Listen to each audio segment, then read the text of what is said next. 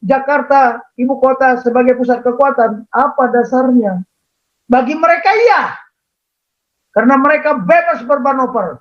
Karakteristiknya iya, menurut mereka. Tapi menurut secara luas definisi atau doktrin, no way.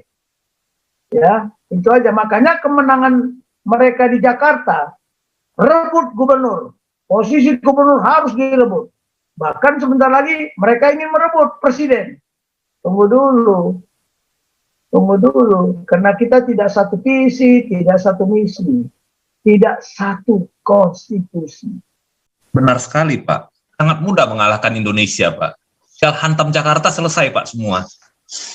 Selesai semua, karena semua pusat kekuatan di sini, baik itu secara ideologi, politik, ekonomi, sosial budaya, maupun pertahanan, ya kita lihat lah ya.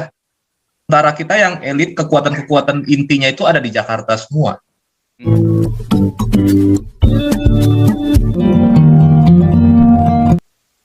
Baik, Rajauti, silakan Rajauti, ada yang mau disampaikan? Oh iya. Oke lah, kalau saya dikasih kesempatan yang pertama. Terima kasih, Jenderal Santiamer. Kalau melihat pemaparannya Pak Jenderal tadi, benar sekali, Pak. Sangat mudah mengalahkan Indonesia, Pak. Tinggal hantam Jakarta, selesai, Pak, semua. Selesai semua, karena semua pusat kekuatan di sini, baik itu secara ideologi, politik, ekonomi, sosial budaya, maupun pertahanan, ya kita lihat lah ya.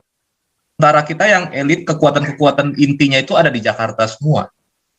Jadi memang secara geografis pun, dari selatan dia terbuka, Pak. Di wilayah selatan, gitu ya. Sangat terbuka. Terus kemudian kalau kita lihat dari yang kemarin sudah dibicarakan, ada beberapa analisis mengatakan 2050 ya, Jakarta akan tenggelam karena pemanasan global. Itu sangat ini ya, sangat menyeramkan sebenarnya gitu. Kalau misalkan ibu kota tenggelam, berarti pusat pemerintahan juga akhirnya nanti akan terganggu.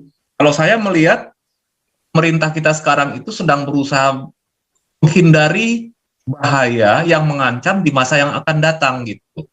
Menghindari bahaya misalkan ya bahaya bencana alam, ya bahaya dari sisi kekuatan militer, kemudian juga dari sisi kekuatan ekonomi, dari sisi politik. Nah, tetapi jangan kita lupa bahwa para pengusung khilafah ini merasa juga mereka juga tahu Pak itu bahwa pusat kekuatan itu di Jakarta. Jadi dengan menaklukkan ibu kota, dengan demikian mungkin bisa saja ideologi khilafah segera didirikan di negara ini kan gitu kan. Nah, kalau pusat kekuatan ini pindah ke Kalimantan, kan sangat sulit bagi mereka untuk merebut kekuasaan dari pemerintah yang berdasarkan Pancasila ini, Santiamer gitu. Jadi itu salah satu beratannya mereka saya kira ya, karena kalau kita yang mencintai negara ini dan Pancasila, kita malah ya senang-senang aja dipindah ibu kota itu ke Kalimantan ya. Pertama dari sisi ekonomi saya melihat justru akan ada pemerataan. Jadi dari sejak Orde Baru kan kita belum pernah melihat pemerataan. Jadi pemerintahan di era Orde Baru dulu, Harto dulu membangun pusat-pusat ekonomi itu semuanya di Pulau Jawa, terutama ya di ibu kota. Tapi dengan pemindahan ibu kota ini akan membuat nanti pusat-pusat ekonomi itu akan tumbuh di daerah-daerah secara regional gitu. Jadi dari sisi ini ya, dari sisi persatuan dan kesatuan bangsa juga, kalau semua dibangun di Jawa, cepat atau lambat, daerah itu pun pasti akan memisahkan diri, Pak. Kalimantan akan memisahkan diri, Sumatera juga kemungkinan akan memisahkan diri, Papua apalagi gitu. Jadi saya melihat strategi jangka panjangnya itu memang udah tepat. Sebenarnya ini dari era Bung Karno juga sudah dipikirkan untuk pindah ke Kalimantan, tapi kalau di zaman Bung Karno analisisnya itu hanya dipindahkan ke daerah sekitar Banjarmasin ya, tapi kalau sekarang kan di Kalimantan Timur. Kira-kira itu Pak. Jadi pertimbangan strateginya itu yang tidak diperhatikan oleh orang-orang yang tidak setuju dengan pemindahan ibu kota negara ini. Bagi mereka itu yang penting itu adalah bagaimana merebut kekuasaan satu waktu dan mendirikan Indonesia dengan ideologi khilafah gitu atau ideologi lain, entah ideologi apapun itu gitu. Itu pertimbangannya Pak. Gitu. Saya kira itu dulu Pak Santiamer pembukanya supaya teman-teman nanti bisa langsung bahas ini. Terima kasih Pak Santiamer, Jenderal. Baik, Oke, saya mau garis bawahi dulu ya, jangan sampai keliru. Justru Jakarta itu bukan pusat kekuatan, pusat kelemahan. Sekarang ini, kita tahu pusat kelemahan. Bagi siapa? Bagi kita. Itu menjadi kekuatan. Bagi siapa? Sekarang saya tanya, makanya hati-hati. Karena di bangsa ini sudah terpecah. Bagi siapa pusat kekuatan Jakarta ini? Ya bagi mereka. Makanya begitu paradigma ibu kota berpindah dari Jakarta ke Kalimantan, sudah di awal dulu saya pernah bicarakan pergeseran paradigma. Ada ajas-ajas, ada hukum-hukum. Jika terjadi pergeseran paradigma, maka your past success guarantee nothing. Garis bawah itu. Kesuksesan Anda di masa lalu itu bergerak ke titik nol. Tidak memberikan jaminan apa-apa. Itulah mereka nggak suka. Karena terjadi pergeseran paradigma, kesuksesan mereka menjadi bergerak ke titik nol. Satu. Yang kedua, ketika terjadi pergeseran paradigma, akan terjadi benturan, konflik. Disebabkan oleh apa? Penyebabnya adalah paradigma lama menyimpan masalah, paradigma baru menciptakan masalah. Nah, beban yang paling berat ada di siapa? Kalau menurut ketentuan-ketentuan prinsip-prinsip yang ada pada paradigma, beban yang paling berat akan dipikul oleh siapa? Pejabat tertinggi. Pejabat yang berada di posisi tertinggi. Makanya jangan heran kalau ini menjadi beban bagi mereka. Karena akan diserang terus. Nah, itu. Nah, kalau kita masih menggunakan paradigma lama, ya, masih menggunakan paradigma lama, tidak mau bergeser ke paradigma baru, ya, apa namanya? Akan terjadi kelumpuhan. Paradigm paralysis. Nah, sekarang makanya supaya tidak berbenturan, kita harus mencari benchmarkingnya apa. Ibu kota Jakarta bukan ciptaan Indonesia. Ya loh, ciptaan Belanda. Kenapa Belanda dulu menentukan ibu kota di Jakarta? Why? Karena dia masih ada kekuatan di selatan. Kalau sekarang, selatan Pulau Jawa, siapa yang bisa melindungi itu? Kalau Jakarta selesai, Indonesia selesai. Apakah itu pusat kekuatan? Bukan, pusat kelemahan. Hati-hati loh ya, hati-hati.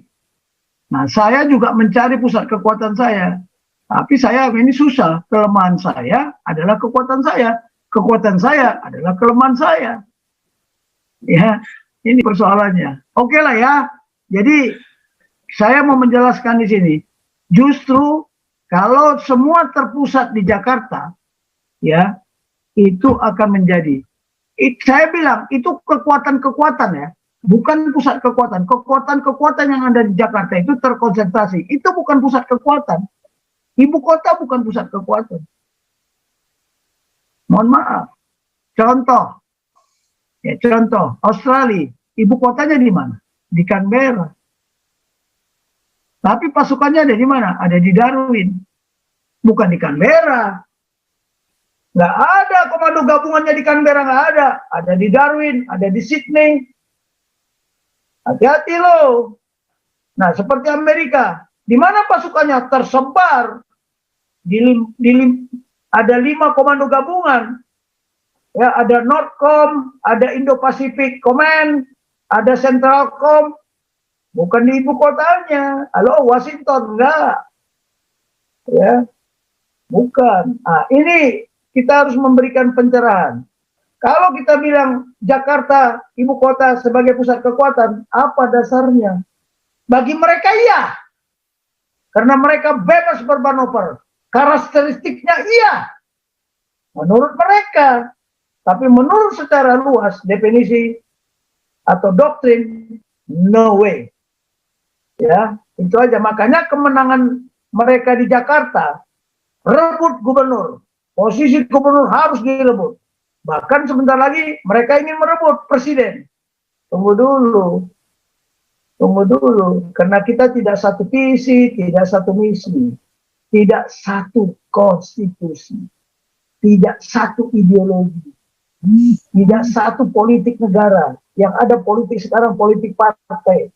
Politik agama, politik identitas. Coba. Beratnya kita menghadapi begini.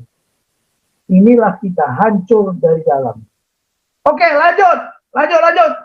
Oke, Pak Junius. Jadi Bapak Ibu, walaupun penjelasannya ringkas ya, sebenarnya masih banyak. Cuma yang diharapkan dengan kuliah umum ini, kita yang di Galarua, ketika memahami di mana sebenarnya center of gravity Indonesia itu, ya. Jadi bukan ada dua tadi disebutkan oleh Pak Jenderal. Ada itu pusat kekuatan itu yang sifatnya intangible, ya, tidak kasat mata.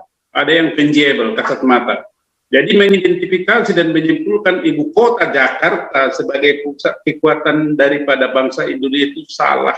Tetapi untuk kelompok-kelompok tertentu iya, karena memang di situ pusat kekuatannya. Jadi jangan heran kalau itu kelompok-kelompok tertentu ribut dia, karena dia tidak akan berdaya lagi nanti ketika pindah. Nah, dalam hal ini kita dari Galarua untuk mempunyai benchmarking, ya, mempunyai patokan untuk menilai, jadi bisa membedakan, oh ini ngomong apa, preferensinya apa, kita bisa masuk melakukan pencerahan. Namun demikian ini banyak teman-teman mau bertanya, ya saya kasih saya Pak Nugroho dulu Pak ya, silakan Pak Nugroho bertanya Pak, singkat saja.